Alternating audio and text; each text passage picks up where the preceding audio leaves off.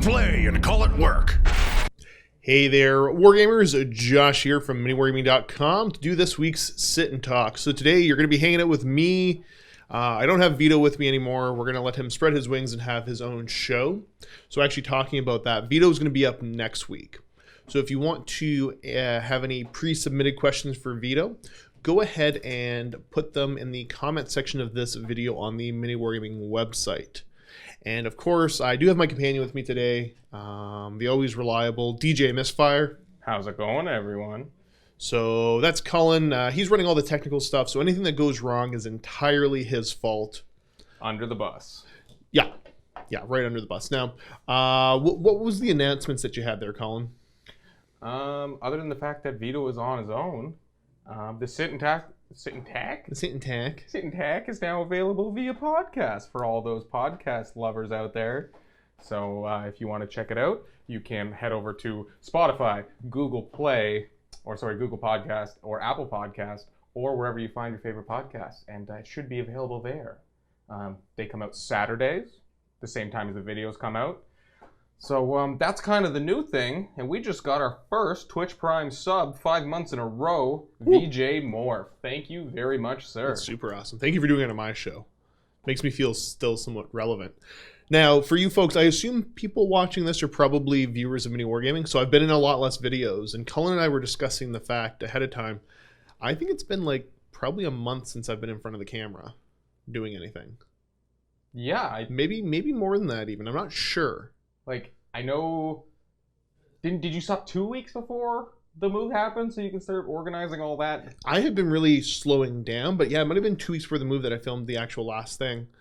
Because I still think I have 1 or 2 bat reps that haven't went up yet. But yeah, I'm at the point where I'm not even sure if I'm any longer conditioned anymore to not say inappropriate things. That's a struggle. Right, like I sat down and about 2 minutes ago I realized this. So I'm terrified right now. So we'll see if I say anything particularly dumb. And actually, VJ Morph is correct that we do see you in the open vaults. So it's not like you're never on camera, but not. It's I guess being the focal point of a video. So I haven't hosted anything in a while. So yeah, I think we're gonna jump right into it. I'm going to go ahead and open up the queue for people leaving questions. So a couple of reminders. Let's see if I can remember them. The command, if you want to ask a question, is ! Ask, and then your question. You can only have one question in the queue at a time, though. I'm going to open it up now. So if you already have one in there and I haven't read it yet, you can't put another one in. You'll ruin everything. And, it won't necessarily be Cullen's fault. Yeah, we're just trying to, we want to make sure everyone gets a chance. But then as soon as Josh answers your question and removes it from the queue, you're free to add another one after that if you're still sticking around. So the queue is open, and of course Josh will be answering questions from MiniWarGaming.com, which I don't think I brought up for you yet. No. The way we're going to do this week is actually you're going to read them off to me when we're ready. No. Yeah. You can just... You're on the computer. Nope. No, that doesn't sound right. So it's my fault, so now I have to suffer with it. I guess... Oh, you love narrating or reading stuff. It's good for you. It's great. It really just gives my dyslexicness some time to just spread its wings and show how ridiculously bad I am at reading things out loud. Okay, so we're going to just jump right into these. Cullen, you're going to have to help me with the first one here from Miso. Hey, Josh. I guess before we continue, there is a character limit on the queue, so try not to put in the longest questions, but if you do, I'll just have to jump in. But yeah, if you can keep them... So like 2 lines, 3 lines is kind of where it starts to peel over, and then I have to do more work. But hey, make me do more work, I guess. It's good for you. It builds character, Cullen. All right, sorry for cutting you off. You may continue. Okay, so Miso, you're going to have to finish the rest of this one. But, hey, Josh, how did you find the move? Are you enjoying life in the new place? And how not suitable for work are you outside of MiniWarGaming if you're so worried? Swearing... And beer? Exclamation mark, question mark? Typically, yeah. So, okay, as far as the move went, what I can say about the move is I was very pleasantly surprised at how well everything went. Obviously, we got a great team of people here for producing videos, and I was super concerned about how that would translate into doing a very stressful move. But everybody did fantastic. It was super, super awesome. I've never felt so lucky in my life. And I mean, like, I can't, yeah, everybody pulled their weight 100%. And then special credit goes to Steve because he's really good at troubleshooting stuff when it comes to moves. Yeah, he just kind of has a plan in his head, and you're like, wait, everything is just working. Wow, that was just well thought out, I guess. Yeah. So fantastic. Life in the new place is great right now. I've got a lot of stuff I'm working on. So my stress level has been very high for the past while, but it's been good stress because we've been making a lot of good progress. As far as not suitable for work, yes, I do have a very bad potty mouth. Anybody that's hung out with me probably realizes that. We are Canadian, you guys got to remember. I have somewhat of a dark sense of humor for the most part too. Mm-hmm. And I'd like to think I'm usually fairly witty. He likes to think. So yeah, very very often making little comments here and there. Yeah, and Also, who doesn't enjoy a good beer every once in a while? Oh, that's again Canadian. It's part of our culture. It really is. Yeah, I'm drinking less beer nowadays and drinking more scotch. I've not hit that point in my life yet. You're not an old man yet. Nah. All Also, right. so I apologize if a phone goes off. That one's Josh's fault, and I'm apparently supposed to take it because I am his secretary today. You are, yeah. Basically, I'm on call 24/7 now. Yay! And you'd think that I wouldn't always get called constantly with issues, but there's always issues. So yeah, if I have to pop out, if you hear a phone and me abruptly get up and the door closed, I have had to leave. I think I've got it set on vibrate right now. Okay, So it okay. shouldn't ring, but I might be lying. I don't know. I will say I do like the setup of the new studios for the stream because the door isn't as much in the way, as everything else. So it's still, you can come and go and not have to worry about hitting the camera because before the camera was literally in front of the door, as seen in that one sit and talk where Steve kicked open the door, just jarring the camera completely. Okay, so next, and of course, as always, thanks everybody that's here leaving questions because if you didn't, I'd have nothing to talk about really. Be pretty awkward. That would be awkward sitting in front of the camera for just an hour and a bit. Just going. Hi. I'm sure there'd be like 2 people that would tune into that still. Yeah, I mean, yesterday's show got a surprising amount of views. Oh, yeah. That was terrifying. Now, because that's the first time you've been in front of the camera for D&D, right? Oh no, I'm talking about our guest that appearance yesterday. show. Oh no, D&D was definitely a little bit, yeah. I not in front of the camera that often, especially playing in rules and things. So it's a whole different ballgame being in front of the camera. Mm-hmm. Okay, next we got Tiberos the Wake, as opposed to Tiberos the Red Wake. Why is there so much negativity on Veto? I don't know. Is there a lot of negativity on Veto? I have not seen any. I mean, I don't really. If I would have to guess, Vito's been working long enough that he's probably lost the new guy armor. Mm-hmm. So new guy armor is what we refer to when you start working for MiniWarGaming, and the community as a whole tends to be very protective of you because you're the new guy. And then once you lose your new guy armor, it opens up to the people that are a little bit more trolly or maybe a little bit more impolite to make criticisms of you.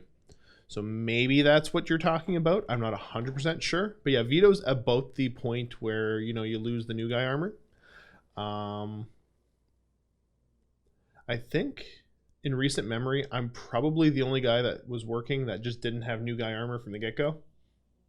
Well, I mean, you were in so many videos prior to. I was there a ton anyways. That people were already sick and tired of me before I started working here. And it only got worse. Yeah, that's just the community and the nature of having somebody new. And, even one of my favorite comments that Luca's ever gotten is, "Hey, Luca, when you started, I really didn't like you. But now, I kind of like you." You're like, what kind of comments are these? Well, because I had a fella email me that basically said the same thing. He said, he couldn't stand me when I first started working there. And he wanted to let me know he still didn't like me. But I wasn't as bad as before. Gotta love the attention span of the internet and the resistant part to change, of course. Well, it was fine. I mean, I love that he took the time to write. I just didn't know what to do with that information. Right, you're just like, and thanks for sharing, I guess. Cool. I think I ended up saying like, cool, dude. Like, can you give me some specifics maybe about the things you don't like? Yeah, and that's the big thing. If I'm not saying don't be critical, but constructive criticism, tell us how someone can improve instead of just pooping on them completely. Yeah, he just didn't like me as a person. Could have been somebody else. That's true. Oh my gosh, my chair is farting so much today. Your chair. Cullen had a burrito before he... That is 100% accurate, but right before the stream, he got a larger than average burrito. It was uncomfortably large. So he's just sitting there rubbing his belly looking uncomfortable. I am not. I'm just sitting in an awkward chair because I have not had time to build me a new chair yet. I feel bad for you. Okay, next up we got B. Mauser. I don't think this is your whole question. Have you told your opinion over new? No, that's the whole question. I know, but I mean, like, I'm sure, like, he sent it, and, like, he wants to resend it, so I'm going to clear that, because I don't know what that means. Or if you want to throw it in chat right now, and in, like, the next minute or two, I don't have a ton of questions right now, anyways, queued up, so I think we're doing, hunky-dory for the short term. So, yeah, feel free to just throw whatever questions you got in, and... Okay, next we got Uncle Servo. So when do we get to see Josh done up orange beard dwarf and stuff like the image on Facebook?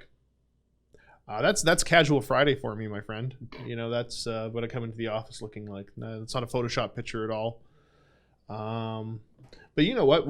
I've said it jokingly, like, I'm the kind of guy that if I've never been embarrassed about being a fat guy. I'm actually quite entertained with it. And as long as the people around me are more embarrassed than I am, I'm totally comfortable doing something dumb.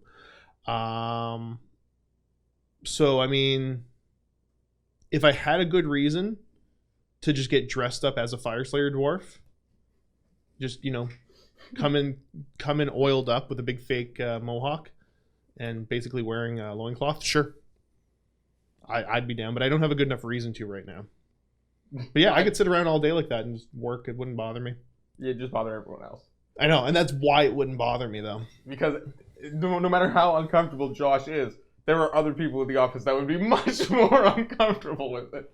Yeah, I mean, like, when I first started working for MiniWarGaming, I remember showing up one day, because they made fun of Rob, him being old, and he had old man shorts that were shorter than usual. And like I said, the classic cut-off jeans with the not tassels, but Yeah, and everybody was making fun of him and said, Rob, I'm sticking up for you, brother. I got your back. So I came in the next day wearing Daisy Dukes. I think that was when Matthew almost considered putting in an actual dress code. Yeah, I got him real close to putting in an actual dress code. Because I wouldn't stop doing squats and lunges. It was a... magical day. It was a day. So yeah, who knows? That could be. If I had a good enough reason to run around like that all day, I would give it a try. And I think it would be somebody else here that would stop me before I stopped myself. So we got VJ Morph. What's your favorite part of the new bunker? The fact that it's not the old studio. I don't know if I can think of a favorite part right now. It's just seeing how happy the staff are with everything and how happy all of our guests have been. So for me, I've always been really focused on the guest experience. Cullen's doing something behind the camera. I don't know what. Fine, I'm just touching it. I know. Why did your voice change like that? I don't know. It just. So he's done touching the camera. I don't know what he did. If I tried to explain it, you wouldn't understand anyway. Wow. I mean, it's true.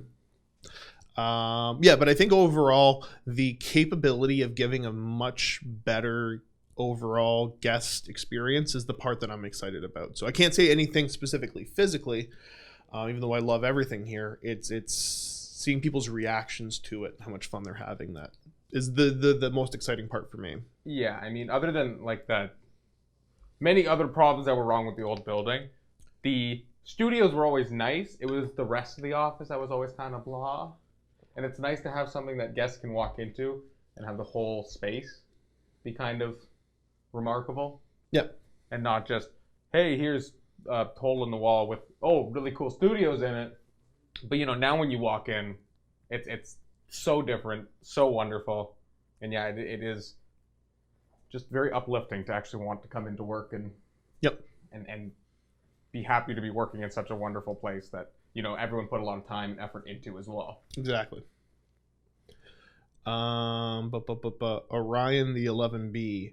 You have any new bat reps planned anytime soon? Been wanting to see more of your 30K stuff. So as it stands right now, I'm not currently filming bat reps anymore.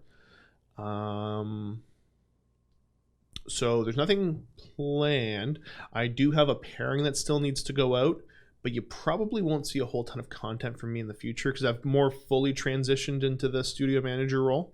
So I don't really have time to film anymore.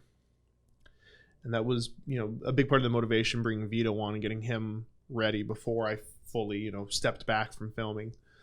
You know, that just made sense. We needed another content producer. So I'll have a pairing coming out in the next little while. I'd want to say probably in the next month. We'll get that last one out, and then might not see a whole lot of me in bat reps. Do you have a floating one? No, or it needs to be edited and put. Okay, okay.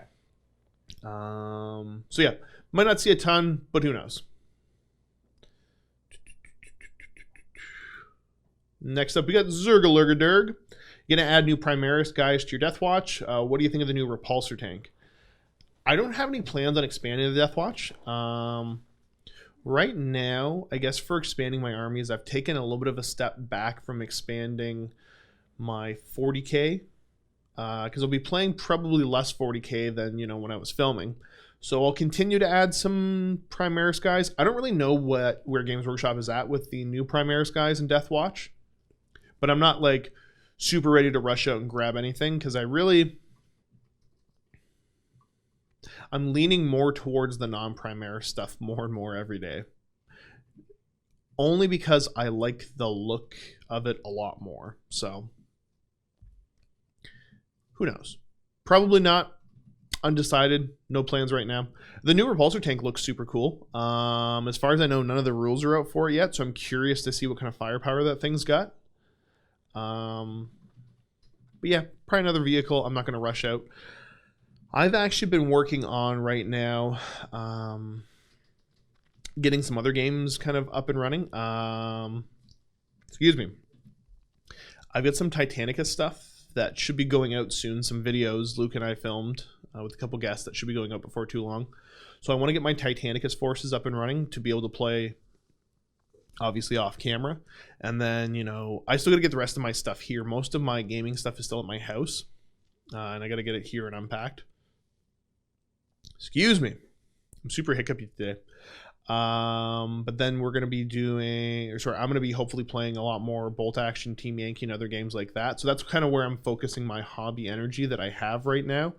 But to be honest, everything to do with the bunker is pretty much 24/7. Like, I haven't had any downtime to do any fun hobby stuff for a while. So hopefully in the next little while, though, I'll be able to get back to getting some regular games in, although off camera.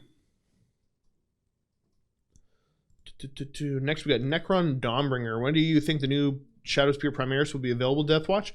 I don't know. Hopefully sooner rather than later. They've got some really cool concept stuff in there that I think, you know, I would love to add to the force from a flavor kind of perspective. I still love my Stalker Bolters, and the new Eliminators seem like a cool squad that would fit a similar kind of role in kind of my headcanon of how my army works. So if anything, I'd probably be adding some of those guys. But I don't know what Games Workshop plans they have to add those to the Death Watch army. I think it's probably, I'm going to assume, because I don't think those kits are available separately yet. I don't think. But that, I want to say, was last time that they had the new Primaris stuff. That's when it became available to Death Watch, is when they made the kits available for purchase separately. Next one we got Crabawk. I'm amazed at everyone's ability to never use profanity when playing 40K. Do you ever have to edit it out? Is it ever an issue with guests? So, to be perfectly fair, I think we still use a little bit of profanity when we play from time to time, but not something that we put on video. Yeah, it's very much the way we film videos. Is we start the clip, we do what we need to do. You end the clip, and then you start another clip. So it's really in between the clips that you kind of let off the steam. You roll bad. Oh no, click, and then time goes by, and then now we're back. So you'd be amazed what doesn't get caught on camera. Yeah, there's still a lot of it, and there are some guests that unfortunately can't help it, and there is some editing that happens. Yeah, I mean, it happens every once in a while. Everyone slips up, even one of us. It happens, and it's just one of those things that you just got to keep it to a minimum, and eventually, it's kind of like working in school, right? Yeah, when you go to school, you be nice. And when you leave school, whatever can happen. And then for the occasional slip ups, like because we film with short clips and all that, it's easy to catch, it's easy to edit. Mm-hmm. If memory serves correct, I think it was Mike swore in an open vault a little while ago. And Cullen had some tricky editing to get it out, but I don't think anybody even noticed. If anyone ever caught that, that would have been, high five to them. Now, we knew that it was in the clip and we edited it before we put the video up, but nobody found I think you did a good job of editing it the way you did it, so you couldn't really tell, but it was still kind of a sloppy audio edit. Yeah, it was definitely I did not spend any time on it. It was very much like sure, this is what I'll do. Mike, say the non-bad word now. Okay, now I'm just gonna mute that section of the video, put this word in, and boom. Nobody knows the difference. And he's far enough away that it kind of just gets hidden. Yeah. But I feel like if anyone with any audio files out there might... wait a minute. Might have noticed there. But... Because I think we edited out a certain bad word and replaced it with the word stuff. Yes. Something became stuff. Yes. So yeah, it's never really an issue. It's something that we deal with on a regular basis. And it's the fact that we deal with it so commonly that it's not a big deal because we know what we're doing with it. Mm-hmm. There's a couple times, though, I can think of that I've filmed with, especially when I'm filming with somebody I've filmed with before. The games tend to get a little bit heated. And that's almost the ones I think that people find the most boring for me. Because off camera, me and my opponent are just going nuts yelling at each other. And then the camera comes on and I know I got to reel myself back in so I don't say something inappropriate. And that's when I sound the most boring, when I'm trying not to say something. Because it's just, you have to use all of your power to just pull it in, right?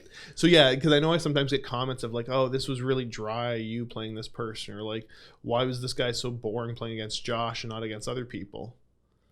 And the reason is because we're literally throwing stuff at each other across the room, yelling at each other. Yep.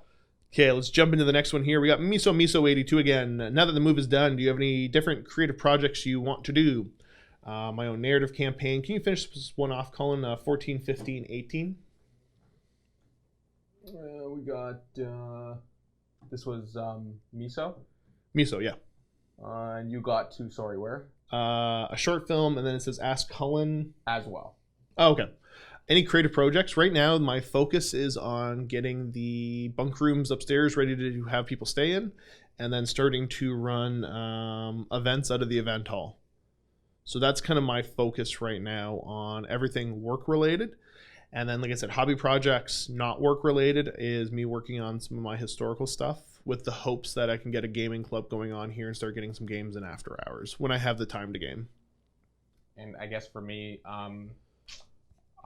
there's still... I have just a bunch of weird little things that I do that are like for example, the Sit and Talk live thing you're seeing across the bottom of the screen. I have not replaced that with our new logo yet. I have not replaced any of... There's still a lot of things that need our new logo update because we've changed our font. But in terms of creative projects, I'm really excited now that we're in the new building to expand the live streaming in terms of maybe doing some live battle reports or whatever new live shows we can... dedicate the resources to be able to pull off, but also, do that. And as well, now that we're in the new building, I think it's almost time for us to get a new opening video for our YouTube channel. Yep. So I'm hoping to be able to work on something. I got to talk to Dave about this one. But, being able to make the good old walk and talk classic, hey, this is who we are, this is what we do. So, when you come to our YouTube page, it's not just, I don't even know, do we even have a video that's on the homepage of our YouTube that auto plays? I'm not sure. I'm sure we do, but I'm not sure what it is right now. And that might be Dave's Rangers trailer still. Let me I'm not sure. So Colin's going to figure that out. We're going to jump over to Richards. Have you tried Phobos Marines? Are you planning to add any to Death Watch? I have not tried them, but I'm still not planning on adding them. Just, they look interesting. I don't really care for their rules compared to my good old vets that I love so much. And if anything, yeah, I think the next Primaris thing I would add will be those Eliminators because they just look super cool.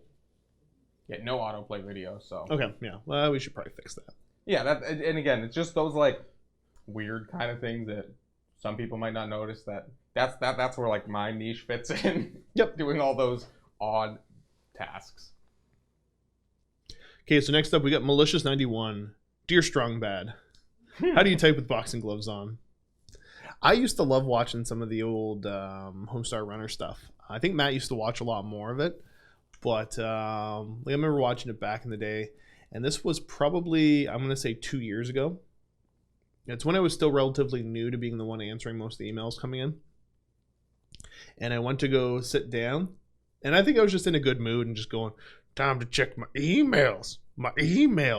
And Matt just like turns and like looks. He like leans up from beside the wall and he says, "What did you say?" I never realized he was a big Homestar Runner fan.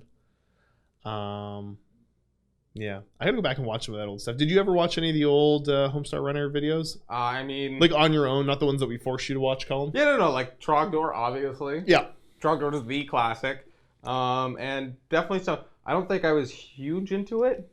I definitely know I remember playing some of the little mini games and flash games. Those little flash games, yeah. So I specifically remember that doing like their click adventure. You find Ye Flask and all those ones. Yep. So yes, I just not a lot. It was one of those things that a friend showed me, and we definitely had a night of laughing at it. But I don't think I ever really. It was not like I'm always on top of their content. When I think, like, I want to say a lot of that stuff is still up on the internet in its original form. Yeah, I believe we made Matthew play some of the games not long ago, didn't we? Yeah. So there's some fun old stuff now. Okay, this is getting off topic, but this is what I do. Have you checked out? I want to say it's the Space Jam, like 1995 website, because I'm pretty sure that's the original website that's still up from back then. Like, and you talking about the movie Space Jam? Yeah. If I go to this website, is it just gonna spam my ears with music? I hope not. Am I going to spacejam.com? Just type in Space Jam, yeah, and see what comes up. See if you can find the... There it is. Oh, jeez. There it is. Planet B-Ball. And I think that's the original website still. They just never bothered to take it down. 1996. That's what it says on the bottom. Yeah, I said 95, so I was close. Yeah. Yep. That was made a year after I was born. I was 1 when this hit the internet. Yep.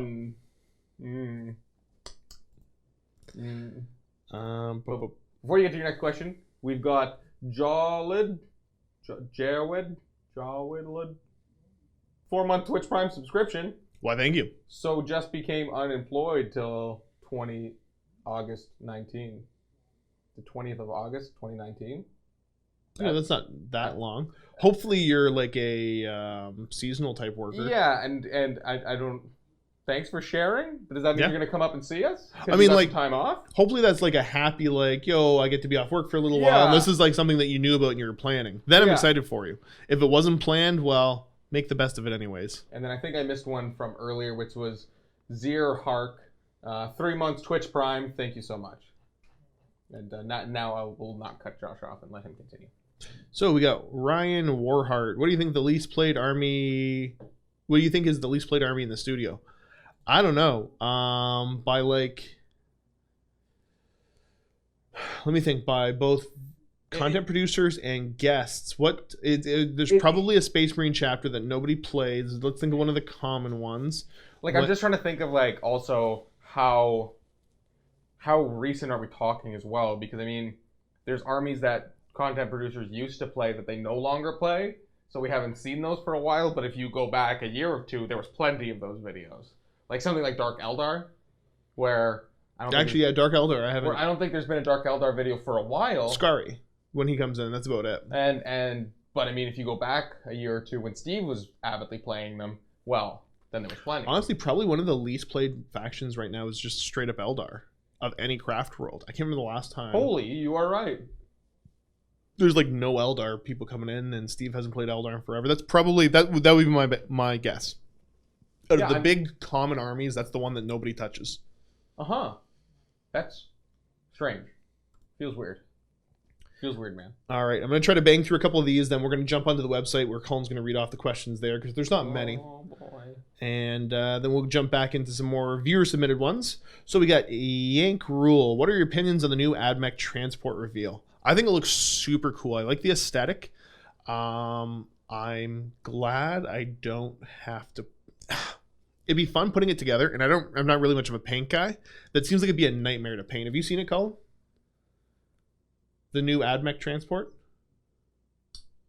I know I've seen a transport on it's like Community. It's a hovercraft with like an open bay. Was it like gray? Well, before they put paint on it, yeah, Colin, they're usually gray. They had painted pictures up too. Fine. Take a look at it. I will. Warhammer Community? Just put in a new AdMech transport. I think I was looking on just pictures that were put up. Because I don't know if it's up on Community. I assume it might be somewhere, but it's always tough to find stuff on there. I apologize if my new keyboard is louder. I tried to find a silent keyboard, and I guess I Isn't failed. that thing cool looking? Oh, that. And then there's like an enclosed one that's a tank, but it's a hover vehicle. That's sweet. I think that's like some that looks like some World War II stuff right there. Yeah, it looks like one of the landing craft. But like, look inside. You can see the guys are manning the guns. Oh yeah. So it goes straight down in the picture, kind of in the middle of the screen there. Yeah, that one. Yeah, I think you can see inside. So it's like Buddy holding the gun. So there's just a lot to paint there. And I will bring it up on screen in 2 seconds, so we can not leave the viewers in the dark image. And I apologize for everyone who's now listening to this via podcast. I guess that's the one thing you lose is the ability to see. Look at pictures. Yeah, follow along. Pause it and bring up the picture. And you pretend you're listening live. Hey, did you ruin everything? No, it helps. I go into this is awful. Beautiful. Boom. That's super cool looking. I like it. Let me just actually bring it up on screen so people can see. Boom. Transition. Yeah, I like that thing because they've got the enclosed version that's more of a tank. I think it's enclosed. I like the aesthetic. So does it build 2 kits? I believe so. Okay. That's what it looks like from the pictures I've seen. I see. Okay, because I mean, I feel like that's definitely the way they go these days. If they're gonna make something, they're gonna make it build into 2 forms, so everyone can build it one way, and then when they change the rules, they can sell more. Yeah. So let's go to the next one here. Oh, an update from Jaw Willard. Sorry, I'm so bad. He is a school teacher. So. Okay. He is. So yeah, good. Yeah, that was you get summers. It's off a happy as story. Teacher. Yeah, I was just very afraid that you'd be like, and I'm unemployed. Yeah, yeah, because that's sad. We got Tiberius the Wake again. Are Beastclaw Raiders still OP? Minor other thoughts on Forge World Chaos Dwarves. So Beastclaw Raiders haven't been OP since Josh stopped playing them. Pretty much. Even like when I was playing them was kind of, When the FAQ came out to change how the Stonehorns work for their having damage, that's when they became balanced, and pretty quickly as more books came out, they became super underpowered. So I'd say they're super underpowered, and they have been for a while, but they're still fun to play, so who cares? Forge World Chaos Dwarves, they look amazing. They're super cool, but I've never seen them used in AOS. So, I mean, if you're thinking about getting them and you want to fork out the money, you're going to have like one of the coolest looking armies. I don't know if it's any good or not. Yeah, I don't think I've ever seen an AOS Chaos Dwarf army. So it depends on what I guess it depends on what you care about. Do you care about having like an awesome looking army, or do you care about, having really good rules? Yeah, and then also, because Chaos Dwarves are only Forge World, so do you want to spend the money on it? If you do, and that's the thing that matters. That's awesome, and all power to you. I'm not saying that they don't have good rules. I'm just saying I can't really vouch for how good their rules are. I have no idea. But I can tell you they look gorgeous. They're fantastic. So Colin, why don't you bring up the MiniWarGaming website? We're going to go over some of the questions that are on there. All right, guys, I apologize. You're not even in front of the camera. Why is this so tough? Oh, goodness, there's so many words. All right, should we start from the bottom? I don't know. How many are there? There's more in there than I thought there'd be. All right, the Danish Viking Alex, we'll start with you. Hey, Josh, I've watched your moving to the bunker videos. Hope that you've settled in well. Sometime last year, I recall seeing a bunker video where you said that Adam from Greenleaf Terrain was supposed to move in with y'all, or with you. I don't know why I said y'all. This is why I don't do these things. I haven't the Southern heard Twang going on. I haven't heard mention of him in the actual moving videos. Will he be joining later? Happy wargaming. All right. So the original plan was I think Adam was going to have some space in here, but that was multiple different blueprints ago. And basically, yeah, it kind of came down to pretty quickly just, there wasn't going to be the space for him. Yeah. Now, he's just down the road, too. So he's still right there. He's still going to be doing a ton of work for us. But yeah, he's not going to have a permanent workshop set up in here. Mm-hmm. That was obviously, as building projects go, you try to start with ideals and then work your way down to realistic expectations. I think we wanted to have him in here, but then when we started to figure out how much space we actually have, didn't make sense anymore.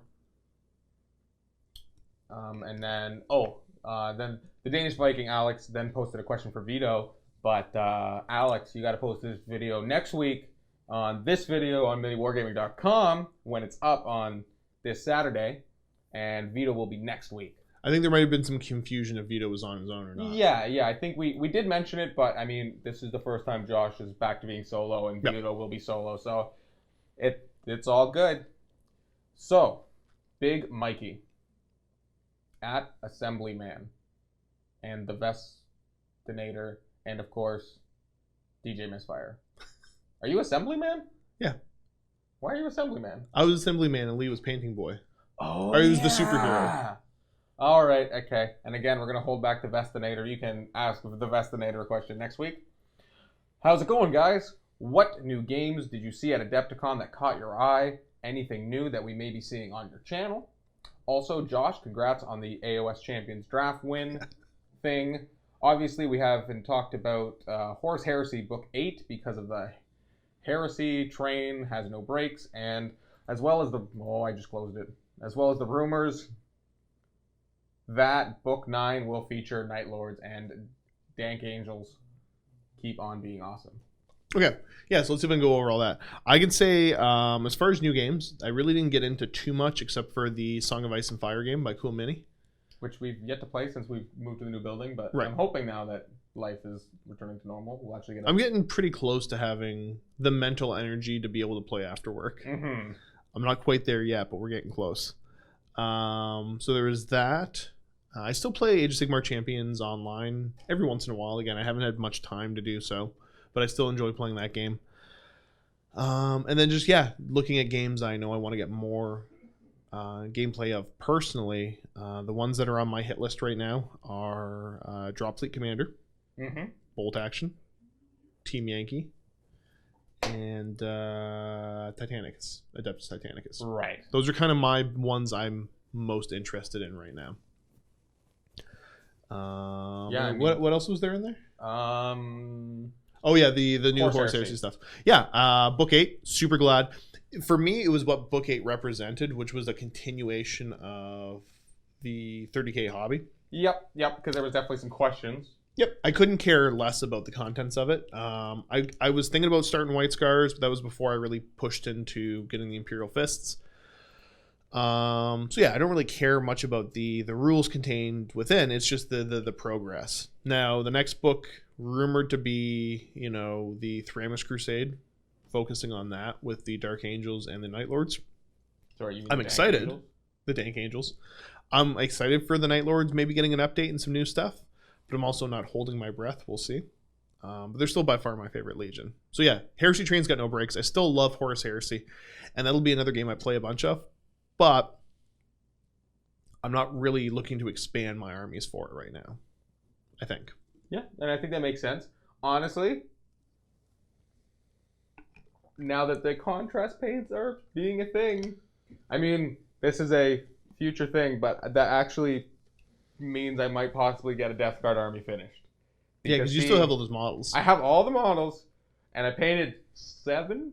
And then I was like, I hate painting Space Marines. This is the worst. So, okay, here's a concept for you. You could do Shattered Legions. No, I want to do Death Guard. Luke does Death Guard. Yeah, but he doesn't have a Death Guard army. The studio has a Death Guard army. I guess so. I also... Do you know what I'm talking about for Shattered Legions lists? Where you can mix the legions, so I can actually paint them all slightly different. Well, you could have a bunch of different ones, or you get into Black Shields. You play Black Shield rules and have it be an offshoot of Death Guard that maybe stayed loyal. Like I have Grave Wardens and what are the other guys? Death Shroud? Death Shroud, yeah. Okay, wait, you have those expensive Forge Roll models and you haven't done anything yet? Paint your stuff, dude. I almost swore at you. Like, what are you thinking? Let's not. How long have you had those for?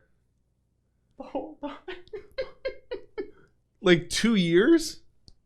And I have a Callus Typhon. 2 Thud Guns. What are you doing with your life, man? 5 Destroyers. I think that's it. I'm actually upset at you. I have a problem. Yeah, I know. Next question. Moving on. From Flip Mode HS. SH. Dyslexic. Josh. Hope you are well and that you get a chance to film some content again. How are you finding your new desk? Is there wittering of the paroles a distraction? Is the withering of the proles? Yeah, is that there's no H in this withering? And what's a parole? Parole, like the proletariat is what he's talking about? Did any Titanicus videos get filmed?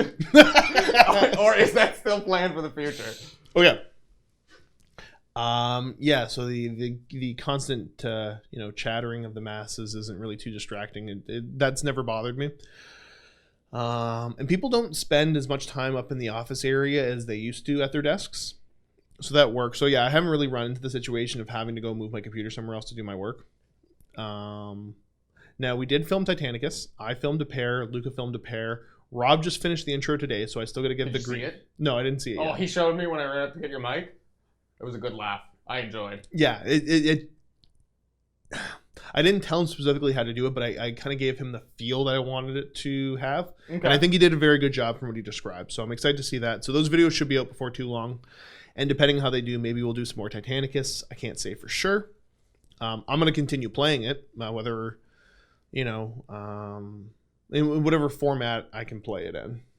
Yeah, makes sense. Yeah, that was everything in there, right? Yes. Okay, we're going to jump back into these real quick. Cullen's going to keep that spot saved, and then we'll continue on. But before that, we've got 5-month streak. Woo! A tier 1 sub from K Broham. Congrats on the new place, guys. When do you think we can see some more bearded bat reps? Well, I believe we've kind of answered that a little bit. Yep, might be the end of an era, but who knows? I'm not saying for sure I won't be able to film stuff. But probably not.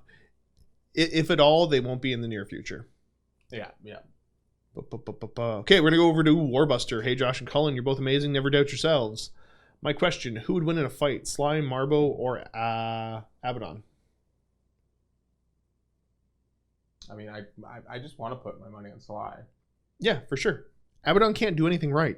Right? Like, he'd find a way to mess it up and somehow say it was a victory. He'd be that. He rolled a crit 1. Yeah. And just crit failed, drop his sword. And it's like, be a big turd. Sly Marbo is cool, but I'm not going to fanboy over Sly Marbo and say, oh yeah, he'd win for sure. It's just Abaddon's incapable of winning anything or doing anything proper. So if we look at the past, Abaddon versus anybody. Abaddon versus a little girl. The little girl's going to win. Better track record. I don't even care what kind of competition they're having. Straight up fist fight, little girl going to win. Because Abaddon's just a loser. Pick next. Zahur. This is Captain Garrodon 7. Hey Josh, who do you think has the best beard in all of Warhammer? So let's stick with official types in this. Are we talking about humans or are we talking about miniatures?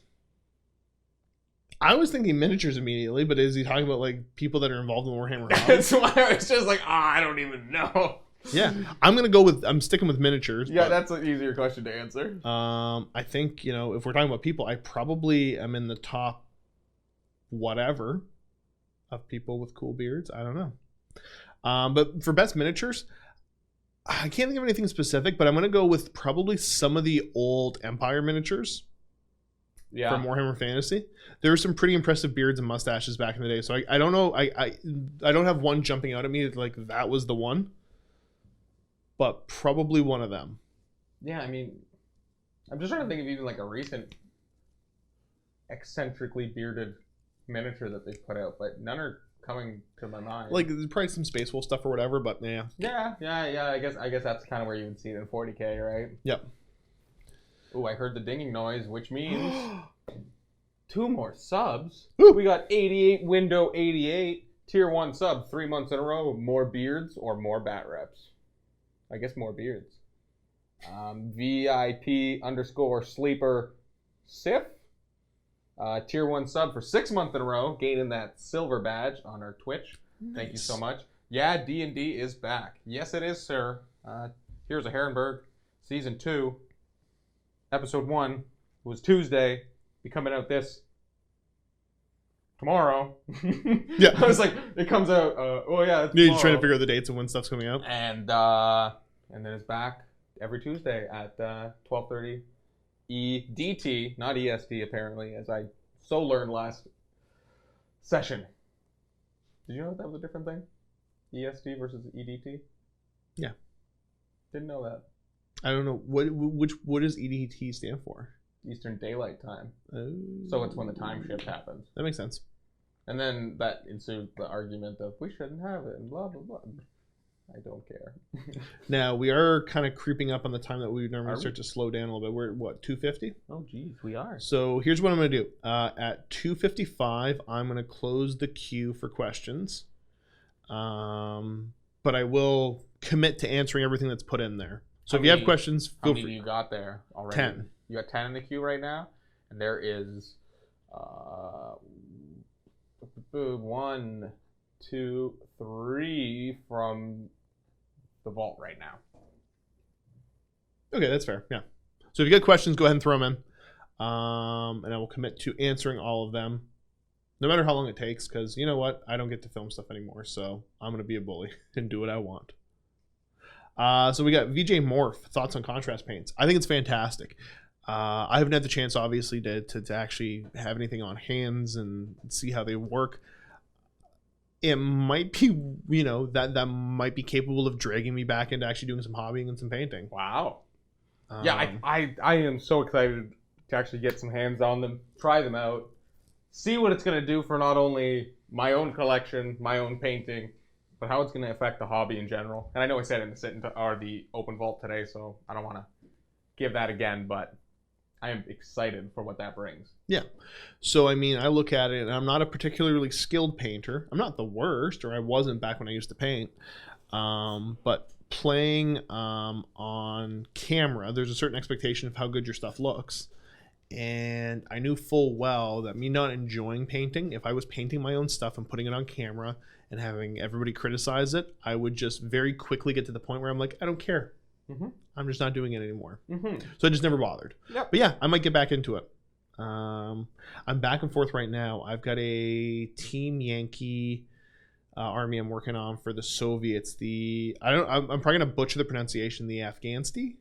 Huh. But it's basically the paratroopers, the airborne troops. And I'm curious to see how I want to do them up. That honestly, I did not really consider, not only non-GW miniatures, but especially the smaller scale infantry that they're already not overly difficult to paint. They're a little tedious, but this makes it seem like, you know what?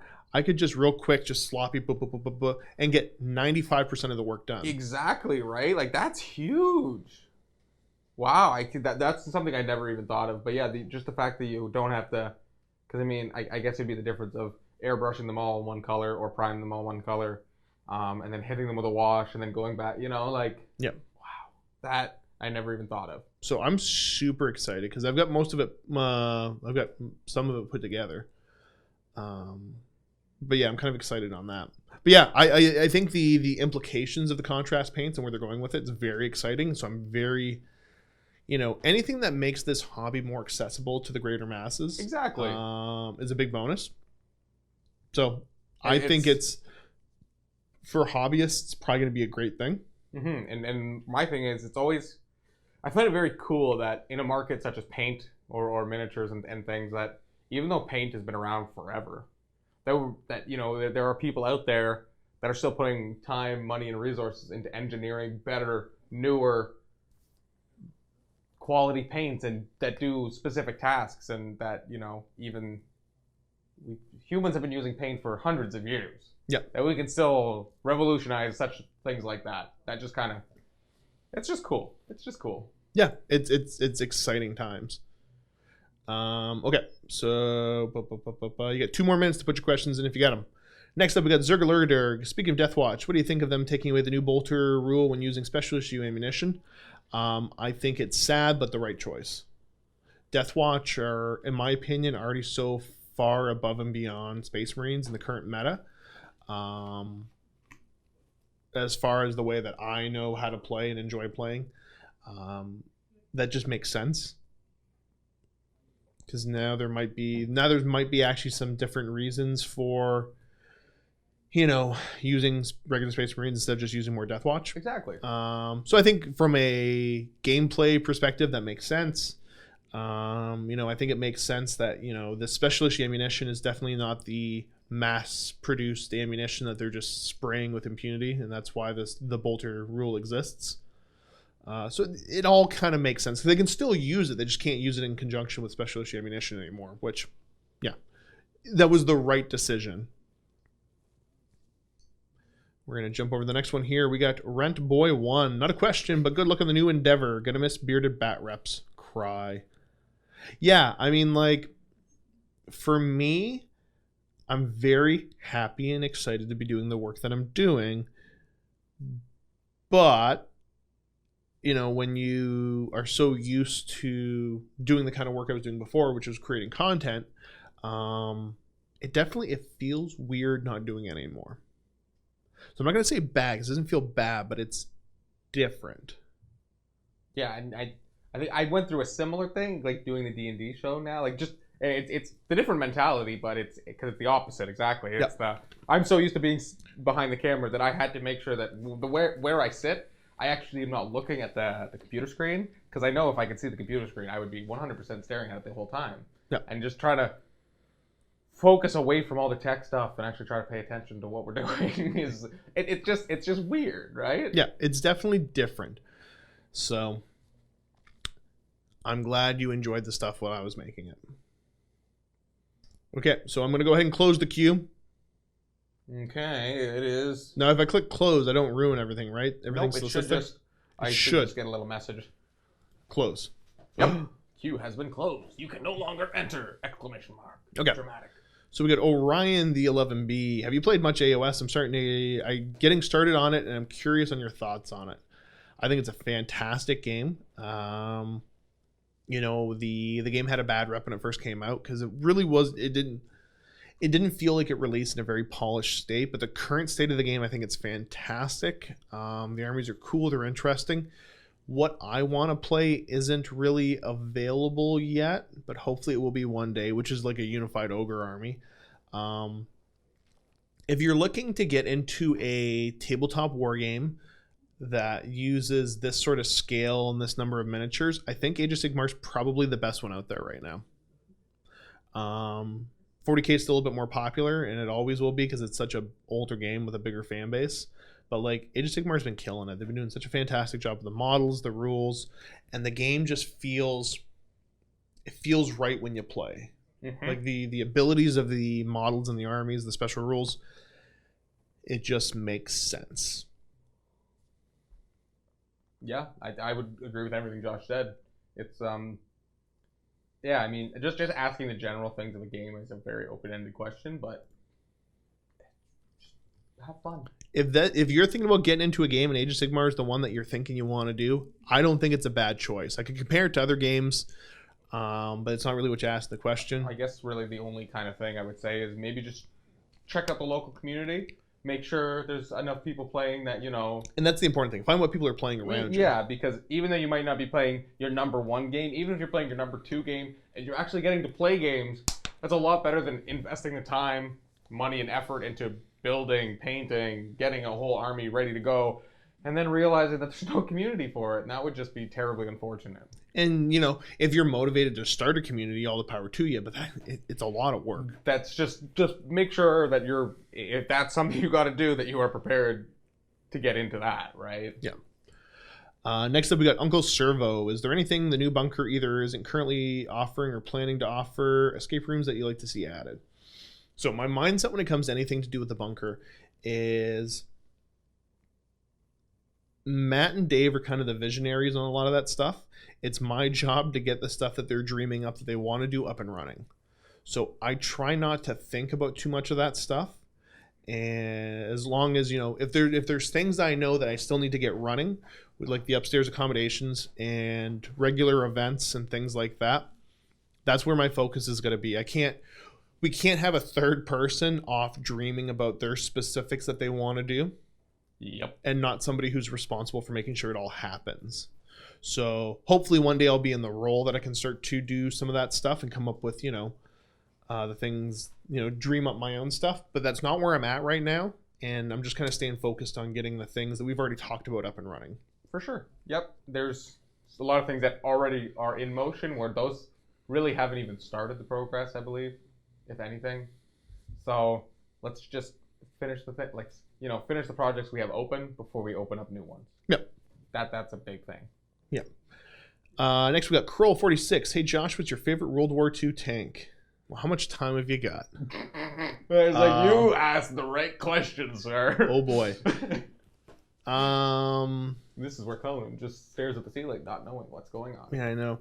I mean, there's so many different iconic types of things, and there's so many different ones. So if I had to just pick one that pops in off the top of my head that I'm just like, you know what, I really like this tank. I was always somewhat, enamored and really interested in the M26 Pershings. They're late war. They really didn't get a whole lot of use in World War II, but that for me, that's probably one of the ones I'd pop up as being my favorite. But I mean, I could spend hours talking about World War II tanks and what I like and don't like. So we're going to say the M26 Pershing right now. Just because Dr. Vulcan is saying it, he likes the KV-1. KV-1, okay, so... I don't know what that is, so... The KV-1 was, the design philosophy. It's a big, heavy tank. It had a smaller gun. It was very much an interwar kind of feeling design, and it was overshadowed by the T-34s and the T-34-85s. But the KV-1's a big, cool tank, too. And then, see, right after that, you had Kroll 46 saying the KV-1 is good, the KV-2 is better, in which incited Dr. Vulcan to gift him a sub, making Dr. Vulcan have 117 gifted subs on our channel. So Russian tank design philosophy, they did some amazing stuff because they were the first ones to come up with the first ones to famously implemented a big way slanted armor. Because the idea was so you have flat armor, right? And you hit it with something and you've got so much you got to penetrate through. Mm-hmm. But if you take the same thickness of armor and you put it on an angle, I guess I'm going to angle it this way. When it's getting hit, now you have more... Sorry, is it angling up or down? Just like... This is the front of the tank, and the tank drives this way. Okay. So this is a shot coming in. So now you've got more to penetrate through. So you've taken the same amount of armor, but you've technically made it thicker. That is just math. Yeah, right? So instead of just slapping more armor... Does that also help with, ricochet and stuff like that? Yeah. Correct. It helps with some of the angles. So that's what the T-34 really was super famous about. But then you get the flip side where they took the KV-2, so big heavy tank chassis, and they're like, hey, what would happen if we just put a naval gun on top of it? And so I think I've shown you the pictures of it. Here, bring it up real quick so people know what I'm talking about. But bring up KV-2. It's like a 152 millimeter siege gun, if memory serves correct. So they're like, you know what? This gun's way too big to put onto a tank. Get the side profile on the upper right there. This one? Yeah.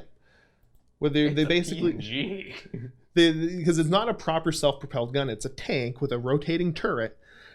But they're like, this gun's way too big to put on a tank. And they're like, just make the turret huge. I love the person who uploaded this as a PNG because it will actually have no background. Therefore, it'll actually look like I did effort. Here we go. Boom. Where'd it go? Hey. No, it doesn't appear. Oh. There it is. Now it's just driving around. Whoa. It's comedic. I love it. Look at how ugly that thing is. If you want, actually, you know what? You want a really fun tank World War II. Oh, it was the one the guy in New Zealand came up with. It was never going to work as a tank, but it just shows like the ingenuity down there. Bob Semple, Semple, his tank that he designed. Hey, Kroll 46 is actually just pretty much as you said it. Now there's delay, so Yeah. he got you though. What did he say? The Bob Semple tank? Yep. Oh, I love that thing. Okay, I gotta answer real questions. Well, not that these aren't real questions, but oh, it's so cool. None of your questions are real questions unless they're about tanks. Now that's gonna be the stream from now on. We're just gonna talk about tanks. Sitting tank. Oh, that'd be so cool. Can you do it inside a tank? Now I'm thinking about now I'm just thinking about the cool other stuff and like the kind of hybrid, like the tank destroyer stuff, like the M18 Hellcat's fantastic, super cool. So much cool stuff. Jay Weedle, what game would you love MiniWarGaming to support that's not financially viable? And when we talk about financially viable, we're talking about stuff that wouldn't just get the amount of signups that would make sense for us to cover the content. Mm-hmm. So again, my hit list would be Drop Fleet Commander. And there's other games that are floating around right now, but these are the ones I guess I'm working on. So Drop Fleet, Team Yankee, Bolt Action, and Titanicus. But Titanicus, I want to take a run at making it actually happen, but we'll see. We got Dr. Vulcan says, I support the Sit and Tank show and donated 300 bits. Thank you. Thank you, much. sir. Well, we'll tell Matthew, hey, Dr. Vulcan said that he supports this show. So okay. So kind of low key. I don't know how many people are in here right now. Let me just pop over to the 87 tabs I have open. This is disaster. I didn't actually really need to know. I don't know why I asked. 46? Okay, so I'm looking to maybe get back into playing War Thunder or World of Tanks or something like that. But I don't know anybody who plays. But if you're one of these tank nerds that plays War Thunder, email me, josh@miniwargaming.com, because I might be able to be dragged back into playing War Thunder if I have people to play with. And then I'll get no work done. And thank you for everyone who's saying, I know I can just mouse over it. I actually just don't have Twitch open. I have OBS open, and then I have to go back to Twitch and go through all the other tabs. So I am very familiar with how Twitch works. I just have 1,000 other things on the go. So we got Dr. Vulcan here again. Does anyone there play Team Yankee anymore? I've been enjoying it quite a bit as of late with the new Middle East expansion. Yeah, the Oil War expansion looks super cool. I was tempted to start an Israeli army, but nobody around... nobody here in Welland really plays. And it's tough for me to get over to Rob's to play, and he's still pretty new to it anyway. So I want to start having people come in here and play. Oh... Okay, so if you're in the Niagara region, you play Team Yankee, and you want to come in and play some games after work, I can't guarantee anything, but email me, josh@miniwargaming.com, because I need a kick in the butt to actually start playing and stop just working 24/7. I'm so excited if people email me about it, but I'm so like, oh no, I have no time. But like, yeah. If people start emailing you, you'll have to make time. I will make time because I love that game. It's fun. Like, and I'm a complete newbie to it, but I love that era. So. Also, just so you know about your World of Tanks or whatever, people are saying World of Warships is better. Okay, World of Tanks I haven't played for years. I think I got like 5 or 6 tier 10s to give you a sense of how much I played. So if you're a World of Tanks guy, like that's not like a huge brag, but it means I played a bunch. World of Warships I like a lot more. Weird flex. But okay. Well, to give you a sense, because like I was talking to somebody the other day that's like, oh yeah, I was super into World of Tanks. I'm like, cool. Like, what were your top tanks? He's like, oh, I had a tier 7 Tiger. I'm like, oh, that's cool. Like, I played a lot of games. I played a lot more than you did. Yup. But yeah, playing realistic mode War Thunder was a lot more fun. I haven't played World of Tanks for a couple of years, but I still have the account, obviously. But yeah, okay, so as far as Team Yankee here, nobody here really played it as far as the staff, because everybody here is not really interested in that sort of stuff. So unless it has, dragons and elves and laser beams or something, like, people aren't generally that interested here for the staff. See, Colin looks like he was going to say something, but then was like, yes, no, he's right. Oh yeah, well, it's just like, I live in the real world. I don't want to play the real world games. I want to play the nonsense world games. Yeah, but like, when was I get that, but if you look at that, that's not real world stuff for you. Like you're not around. You're not You like, know. man, I'm around Leopard 2s all day, every day. Who cares? That's It's what I boring. drive to work every day. Yeah, you know? like. Ripping drifts, you know. And I understand. So yeah, I never really had anybody that was super interested in that. Vito was into the ancient history kind of stuff a little bit, but I don't really have any armies for any of those systems. Yep. But hopefully, yeah, we'll get some people here playing, and then who knows. And before we get to the next question, we got Malicious 91 throwing in 500 bits. Get tanking. And Dr. V, of course, with 300 more bits. I built a Makarov tank right now. Yeah. I'm building a Makarov tank right now as I type this for TY Israel. Team Yankee. Yeah. So also I have 8 T10s World of Warship. Okay, so you got 8. Okay, my tiers for World of Warships are lower because I never played that much. Scrub. You building a Merkava 1 or a Merkava 2? Like, what are we talking about here? Said Merkava. That's another really cool tank from that kind of era. The Merkavas are really differently designed because it's a whole different philosophy that I'm not going to We get got into. like Corn Puffs in here. It says he's got 20 plus tier 10s. I assume that's good, That's you play a bunch. Yeah. but he plays game. Here's Here's one for you. To add us, so we can get him playing more. I think he. Email me. Yeah, I guess Email they me. would, they, Yeah, they would you gotta email me because Yeah. otherwise I'm not gonna do it because I have no time to do it. But I'm not gonna make time. But if you email me, I will do my best to make time. The weird one. Okay, this is gonna be another weird flex that won't make sense to Colin. I was the idiot that my first tier 10 was an E50M, way back in the day. Like that was the worst tier 10 ever. Like not ever, but it was bad. But I loved it. Now I've got a bunch of different ones, but yeah. That was the most over my head comment. You could have just. You might as well have been speaking. Okay, so it's because you get your different types of tanks and there's all the different tiers.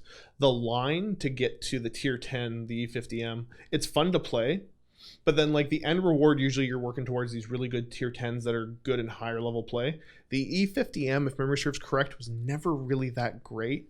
So you didn't see it being used in any really proper competitive play. So that's meant you spent like dozens upon dozens upon dozens upon dozens of hours to get to something and be like, well, it's useless. Sweet. But I'm like, it looks cool. It's a panther on steroids. Brah. Wow, why did we both wrong at the same time? I know. Oh, you get me all hyped up to get back to got gaming. 6 Merkava 2s and 6 Merkava 1s. 3, I'm assuming that's pairs? Parrot. Yeah, I don't know how to properly pronounce it. That was the super secret missile launcher that the Israelis had. They then- made it look like a tank with a dummy barrel, but it was actually like a pop-up, no line of sight missile launcher. That's horrifying. Yeah, that got declassified, I think, back in the 90s, but they'd had him for a while. Yeah, so he says he's got around 200 points of Israeli Team Yankee force. Yeah, the Israeli stuff looks good, but I mean, like, I need to get a community of people here playing where I work. Then I'll spend all my money on it. Like all my money. And especially, does Dan sell it at his store? As of right now, I'm not sure. He might be able to get it in, but I don't think he regularly stocks it. Okay. But again, as he gets moved in, I might put him in a headlock and be like, just keep it on the shelves. I will buy if you stock. Well, like, because I will. Oh, my wallet. It's just so convenient. I Josh's actually- email is josh@miniwargaming.com. Yes. Yeah. Man, I had saved so much money in the past like 3 months not getting miniatures and stuff. See, I have the different thing of like I've been recently getting like not boxes of miniatures, but just Reaper minis and things for D&D, and just been having a lot of fun just painting up like I want this bear and this wolf and this Hero Forge guy, and like I've just been having a lot of fun just painting random one-off things. It's My better half, she was kind of making fun of me last night because I stopped buying miniatures for like 2 months, and then I'm like, oh, I got a ton of extra money. I guess I'll go buy a car. yeah, that's a thing. I was like, I was both impressed and embarrassed at the same time. At the realization of I spend enough on. Yeah. What am I doing? And then looking at some of my armies, being like, oh, if I sell stuff off, I think I could pay this car off pretty quickly. Like, okay, do you want to finish off the mini wargaming questions? Oh, geez, those are things. Tabs. Okay, let me just get rid of Space Jam and Google Images. We need Nightbot. Okay, just clearing it up. All right. We got Negrom29 at Josh. What are your opinions on the current summoning rules for AOS? At present, I've been finding them really cool, but I can't figure out how to play against it. It feels like playing on hard mode when my opponent has 500 points on the second, has a 500 points for the second half. So yeah, just like an extra 500 points that just appears later They're in the game. really cool, but yeah, I mean, like, I've played less Age of Sigmar recently, even though it's probably one of my favorite rule sets. Just because I don't have an army that I really, was speaking to me.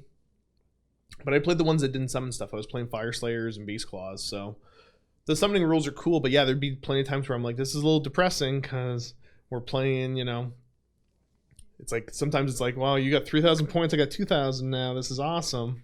Yeah, when it really gets to that level, it seems a little silly. The games still feel fairly balanced, other than the fact that Beast Claw Raiders are very underpowered right now. But I mean, I definitely think it's way better than what they used to be, where you're like, hey, you want to not spend points on your army, so you might be able to add them to your army later? Yeah. That was not smart. That wasn't the best, no. But the perception was that that's how it should be done. So now I see why it's tough for them to break that perception. For sure. I definitely think that they reeled it in. An appropriate amount, yeah. Yep. Oh, what am I doing? This is awful. What are you doing? Trying to go to the next question. Oh boy, this is bad. Loading. Wow. Okay, so I'm going to jump in and do some of these while Cullen continues to ruin everything. Actually, you need to go back because this one needs to... It's a long question from Necron Dawnbringer. Oh, I remember seeing 1442. I remember seeing, because whenever I see the big questions, I'm like, oh, that's a raider for me. Yep. What do you think of this idea for a custom Space Marines chapter? They are called the Hazard Warriors. Super resilient to hazards like... poison and fire, and specialize in fighting foes who utilize such tactics/weaponry. I got it. This chair is too much. Like the Death Guard. Their armor is yellow, and their chapter symbol is a red radiation symbol surrounded by a... The red radiation symbol surrounded by a red symbol. They will have a hazard warning. They will have hazard warnings and symbols in other places on their armor, and especially on their vehicles, particularly besides things like nothing. Okay. That was it. So I guess the tweak that I would say, and again, this is your own chapter, do it whatever way you want. If I was doing something like that, I would find some kind of hilarious fake Latin name instead of Hazard Warriors. Yeah. Because that doesn't sound quite right. Unless you're going for like a super 80s, 90s kind of vibe, then that sounds kind of cool. So I'd find some, good fake Latin. And even if, Hazard Warriors is the low Gothic, figure out what they would sound with high Gothic, and then, you can use them interchangeably. Like the kind of thing with the Carcharodons or whatever. Yeah, exactly. Space Sharks. Mm-hmm. So do that. And then the idea that they're super resilient to all these, tough adverse conditions, because all Space Marines are supposed to be super resilient to that kind of stuff. So I'd almost have the lore be one that, because Space Marines come typically from a lot of really tough worlds. But if you wrote it in the lore, not that there's so much designed, because again, I don't know what you're going for here. Not that they're designed to fight in those specific circumstances, because all Space Marines can, but if they just so happen to come from a world that had a lot of really adverse conditions, so that's what their preferred place to fight is, that would be something that would be a little bit more up my alley. Something like a bog swamp planet that whatever the fauna releases poisonous gases. Constantly, just come up with a really crazy over-the-top death world that they're from, and really lean hard into that, and just be like, it's not that they're designed to be, the ones that are the best at dealing with this. It's that they love fighting that way more than anything else. That's their preferred place. So it's not so much, oh, this planet or this war zone really sucks, we're going to call in the hazard warriors. It's more of just like, oh man, this battlefield really sucks, and the hazard warriors in the background going like, pick me. This is ours. Yeah. Get in the car. We're going to war. That would be the way I'd do it. Get in, loser. We're going to war. There's a schedule of the live shows on your webpage or elsewhere. Colin, is there a schedule up anywhere for the live shows? The schedule is below in the Twitch info panel. Okay. I don't think that there's a section on MiniWarGaming right now. I would hope that with the redesign of the website and everything, we'll have a little sidebar or something promoting that. But for now, under the video, whether you're watching on a browser or if you're watching on mobile, if you go through the tabs where it's like past broadcasts and things, one of them is info, and then in there is a little document for you, and it will let you know the schedule. Yeah. Okay. Let's keep going on Hey, here. I got this working. Do you want me to finish this? Or? I'll finish off these ones, then we'll jump back over to those. Okay. Gives me time to pre-read Zerglergaders. Yeah. Let's be honest. He always has good long ones. So we got 88 window 88. How is Dave's blue period working out? Is he enjoying it more than his corn period? You know what? Low key, I think he's having too much fun with it. So you guys need to make sure his life is miserable. Torment him. But no, I haven't had the chance to talk to him a whole lot. Like my last couple of days have been crazy, so I don't know how that stream went for him. I watched like 5 minutes of it that I could jump on for, but I think he's having too much fun with this Tau thing. This needs to be punishment for him. We got Tiberius the Wake. What do you think of the new AOS box set that released? Again, looks cool. Great value. Not factions I'm personally interested in, but a really great chance for people to jump in and start a new army with a buddy. You split the box. And even if you happen to play the factions that are in it, go ahead and scoop it up because they're good looking models. But yeah, the factions don't do anything for me. Next we got Zerhark. What are your thoughts on the new contrast paints from GW? I talked about it a little bit earlier. I think I'm super excited to give it a try because I think it'll hopefully draw people like myself that hate painting in and just, give us a good excuse to start fully enjoying the hobby. The idea of this being the stopgap for excuses. Yep. Is I think right there a big thing. To be like, well, now if of course if the product works as claimed and it is as good as it says, that you can literally go, you have no reason to buy this, you dingus. Yep. Just do it. Get this gray plastic out of my store, take this rattle can of white, take this pot of this, and go nuts. Go get her done. I'm curious to see actually some of the different commission painters, what their thoughts are on it. That is a huge thing, and I'm also wondering that. I mean, they do amazing work, and I even with one new style of paint, you're not going to get commission painter level stuff, but... Well, I wonder, how people are planning to, integrate it into their business. Like, right. Is the general feel that a lot of the commission folks are excited for it because it might help them speed up their processes, exactly, and make their and life help with easier. their consistency and everything else, or are they going like, crap, I wonder if this is going to be less work for me. Yep, I'm curious. That is huge right there, right? Next we got Snook Hammer. Josh, I want to start collecting Beast Claw boxes at Sigmar Tournament. Well, congrats on winning the box. Yeah, great job, man. What advice would you give me for turning into a 2,000 point pure Beast Claw? So here's the thing, is it's not super competitive, so I'd almost go the route of just build the stuff that you think is cool. That was always my rule for Beast Claws, was like, I like big dumb looking monsters. Cows. Moo. So, I mean, that's my favorite part to play. I'm not a competitive tournament type guy, so I always just was really cool. So if you're looking for advice on, how to win with them, I might not be the guy to ask. But if you're asking advice on what, I think is cool about them and why I love them, it's just these big, hilarious murder monsters that I thought were super cool. So, moo. Moo moo moo. Okay, next we got K Broham. You guys ever thought about setting up a MiniWarGaming Discord server? I think we thought about it, but like we're already stretched pretty thin. That one, it's one of those things that again it comes down to the moderation of said thing. Like it would be great, and you know I wish we could, because it'd be a great space for community building and such things.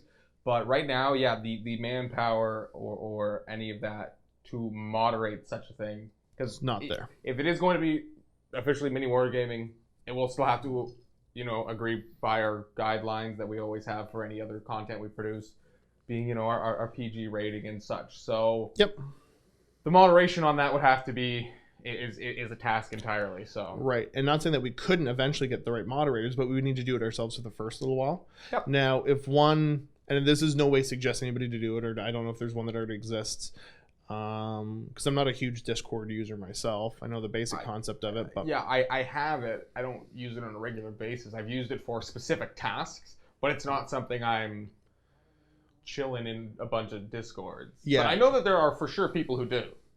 So I mean, like, if there was a we're not going to set up one for ourselves right now. If there was a pre-existing one that had been up for a while, had been operating, we could take a look at it, and you know, if it's something we could just be like, it's not ours, but we'll give our stamp of approval to it. Maybe that might work. I don't know. If you're actually interested in it, if you're a Discord type person and you got any input, I always encourage people, like, feel free, you can email me, josh@miniwargaming.com, and I'll do my best to kind of try to figure some stuff out. Yeah, and actually, if I'm open to the conversations. CC me in that email as well, and that mine should just be Cullen@miniwargaming.com.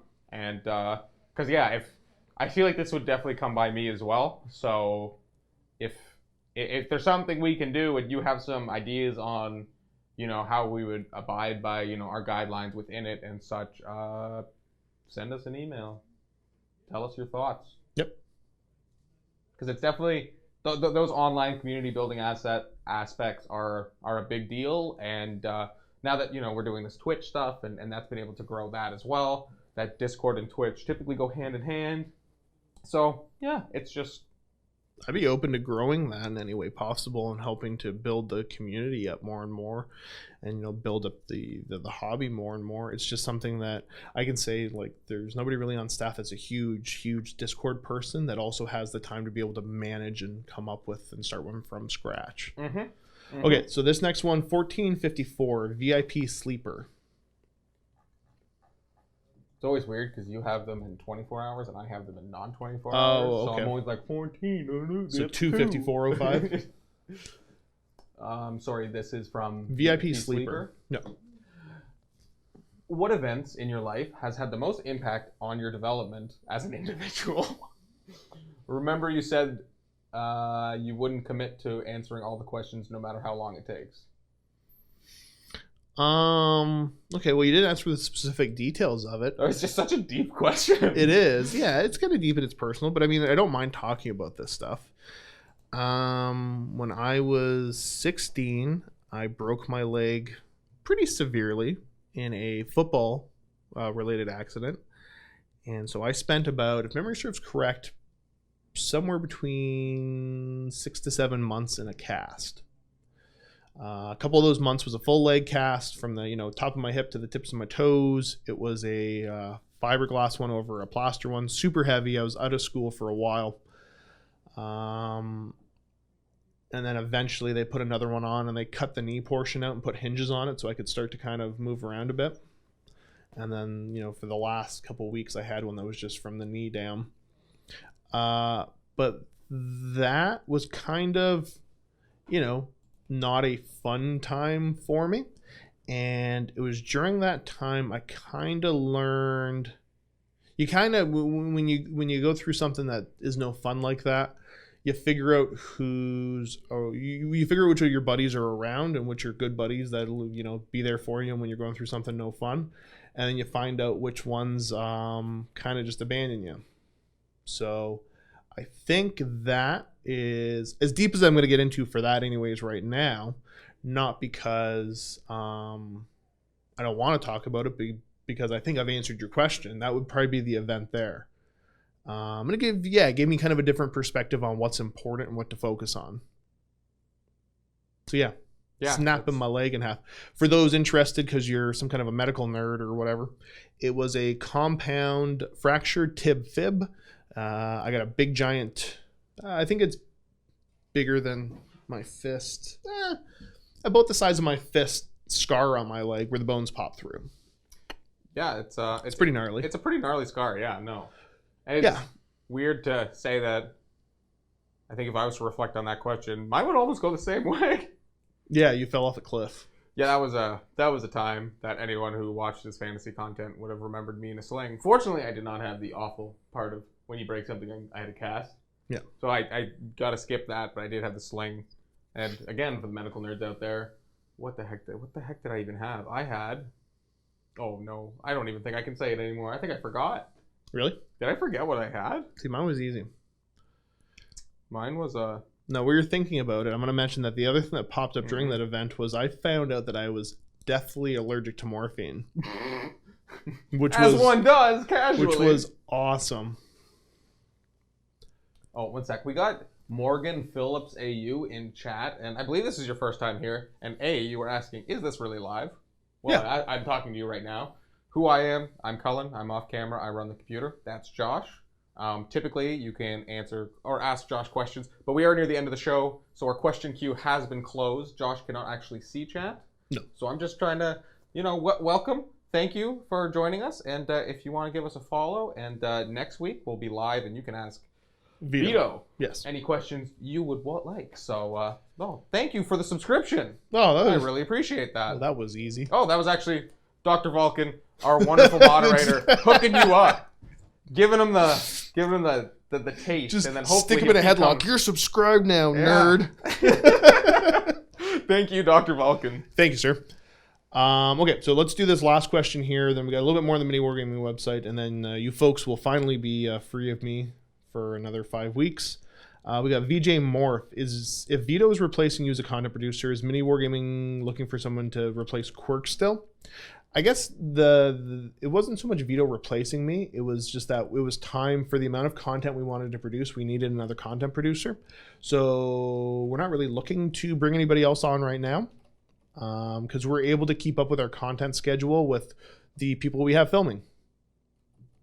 Because as I take on more and more, Matt and Dave are available to film more and more. So, yeah, we haven't had the desire to bring somebody else on.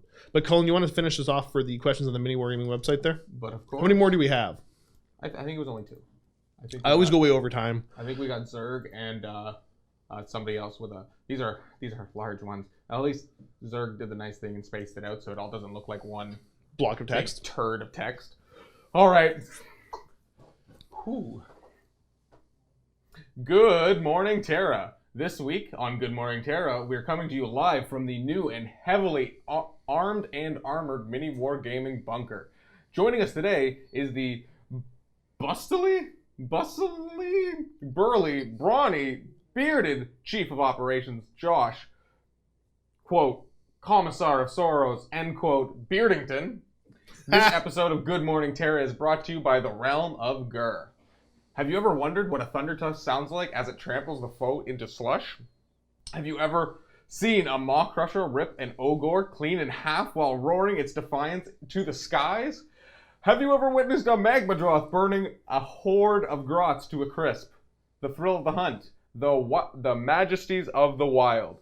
That's pure Gur. Plan your trip today for the nearest realm gate. Or at your nearest realm gate.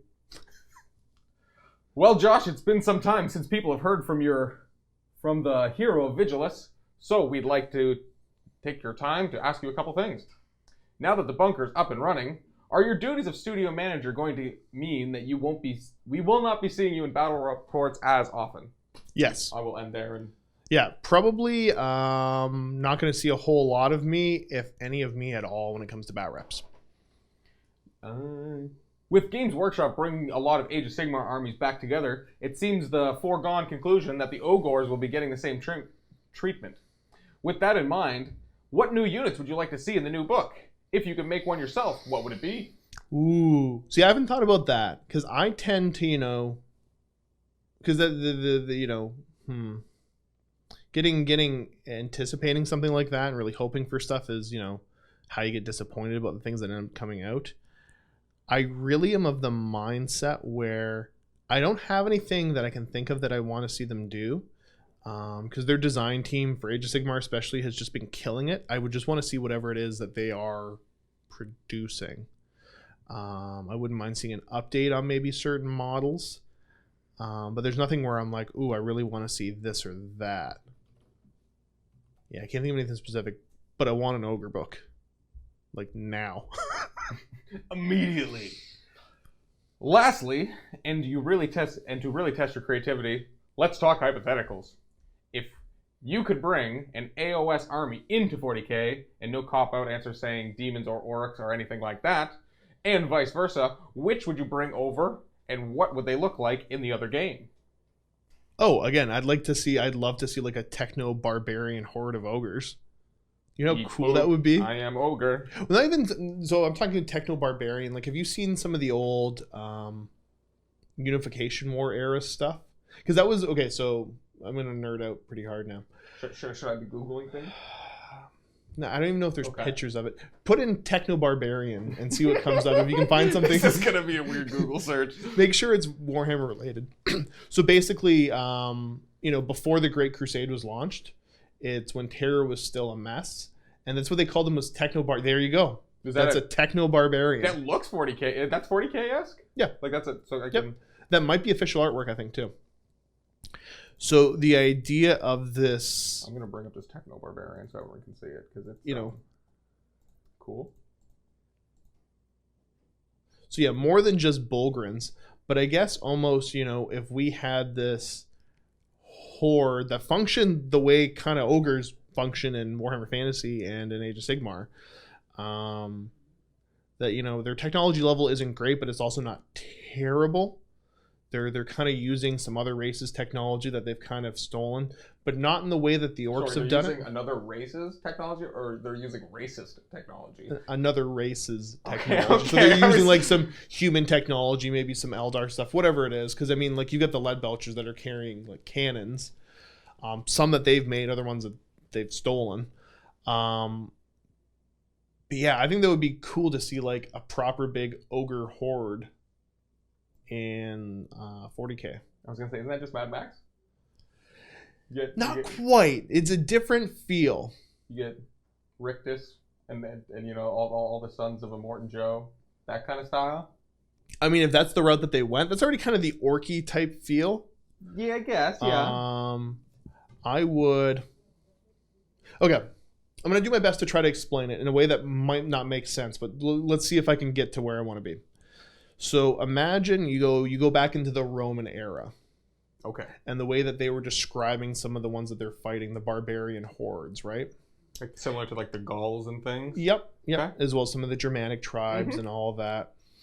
So imagine the way that they would be described. Because again, there's a lot of hyperbole when you're talking about that stuff.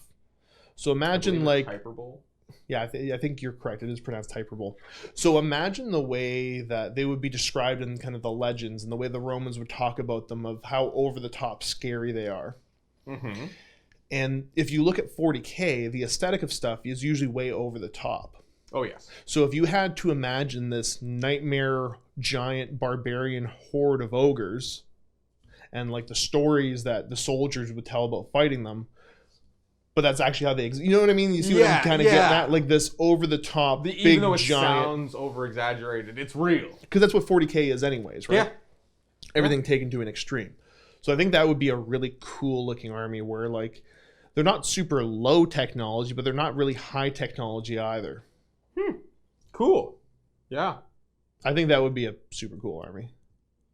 Yeah. I guess I should get back to that question then. Yes. Now that we had a techno-barbarian, right? Well, folks, that's all the time we had for today. I'd like to thank Josh and the whole MiniWarGaming crew for their hospitality. Now we go over to Cullen for an uplifting tale about a blind Stormcast and his new Seeing Eye Griffhound. Cullen? I will take it away, Colin. I don't know, but tell the bedtime story. That sounds adorable. A little guy with his little CNI Griffhound. That just borks Yeah. instructions. Bork, something's that way, and he just points his finger and just annihilates everything that stands in front of him. He's just like, done. Just calling down lightning. Yeah, exactly. I don't see what could go so wrong with that. No, that sounds adorable. Okay, do we got any more in there? Yes, we got one more, and this comes from Joe8170. Oh boy. Okay. There appears to be no punctuation. I am excited. Whew. I would love to see you play some Grey Knights. I know you have said previously that you don't know much about them, so I would love to hear your thoughts on these facts about them. 1. Most of their armor is reused and bears the icons of the armor previous owner to make them sacrifice to make the sacrifice of the Marine remembered. Yep. 2. For a Grey Knight to be put into a Dreadnought is seen as a dishonor, as the greatest honor is to be buried in the Crypts of Titan 3. Oh, sorry, at the Crypts of Titan. Yep. 3. Castellan Crow carries a demon blade that is so powerful it cannot be destroyed or left unattended. So he takes it everywhere with him, with it constantly in his head trying to corrupt him. 4. The main Grand Master has a box with a sigil on it that is turned off. The throne has a box with a sigil on it that is to turn off the throne. 5. Their Terminators are how all Terminators should look. I hope these have piqued your interest and not totally bored you. Thanks. Many thanks from Luca. Okay. I apologize for butchering all of that. Luca. My bad. Luca, here's what I'll leave you with. There's a few simple things. I'm not looking to start another 40k army right now. If I want the specialized Marines, I think I really like how the Death Watch are. Last but not least, Josh don't like Psychers. So that kind of kills the Grey Knights. Wah, wah, wah. So I really like the Inquisition and all that, and the different, Chambers militant fighting for the Inquisition. But Grey Knights are probably my least favorite. And from a lore perspective, that's all stuff I already knew. I'm just not in love with Psychers. In the lore and in the psychic phase of the actual game, not quite my cup of tea. Maybe to a certain degree, like I'm not saying I don't use them, but a whole army of them just doesn't appeal to me right now anyways. So yeah. But yeah, I think that's it. That's all. Obviously, next week it's going to be Veto. So if you have any questions, you can leave them in the comment section of this video you're watching right now when it gets posted on the MiniWarGaming website. Other than that, thanks for everybody that tuned in. It's you guys asking questions that provide me with something to talk about. So hopefully, those that showed up knowing what the show was about, you were entertained, and hopefully those that were new to the show and showed up, you were entertained anyways. Anything else we can think of reminder-wise, Colin? Chris, the show tomorrow? Yep, Chris has got his show going on tomorrow. So again, his show going on Friday. So if you're watching live, it's tomorrow. If you're not watching live, well, it's not tomorrow. You missed It's on Fridays. I think I've still watched it. But yeah, other than that, thanks so much for tuning in. Keep being awesome. And as always, happy wargaming. See you later.